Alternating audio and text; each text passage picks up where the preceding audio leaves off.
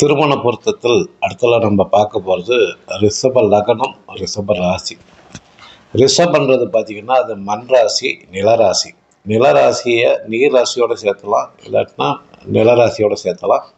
நெருப்பு ராசி காற்று ராசியோடு சேர்த்தக்கூடாது. அப்படின்னா ரிஷப ராசியில் பிறந்தவங்க இல்லை லக்னத்தில், ரிஷப லக்னம் அப்படின்னா துலாம், தனுசு, மேஷம். இது பார்த்திங்கன்னா சஷ்டாசம் 6, 8, 12 லக்னத்தில் இருக்கும். இந்த லக்னமும் இணைக்கூடாது. ரிஷப ராசியாக இருந்து அது துலா ராசி, தனுசு ராசி, மேச ராசி அப்படி இருந்தாலும் அதுவும் 6, 8, 12 இருக்கும். அந்த ராசியை இணைக்கூடாது. மீதி இருக்கிறது எல்லாமே இணைக்கலாம். மெயினாக இதுக்கு பண்ணுறது ரிஷபம், கடகம், கன்னி, விருச்சகம், மகரம், மீனம்.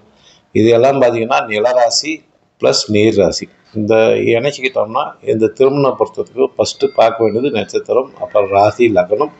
அதுக்கப்புறம் மீதி எல்லாம் பார்க்கணும். ஃபஸ்ட்டு ஒரு மேட்சிங் எடுக்கும்போது இதை மட்டும் பார்த்துக்கிட்டு அதுக்கப்புறம் ஜாதகத்தை எடுக்கலாம்.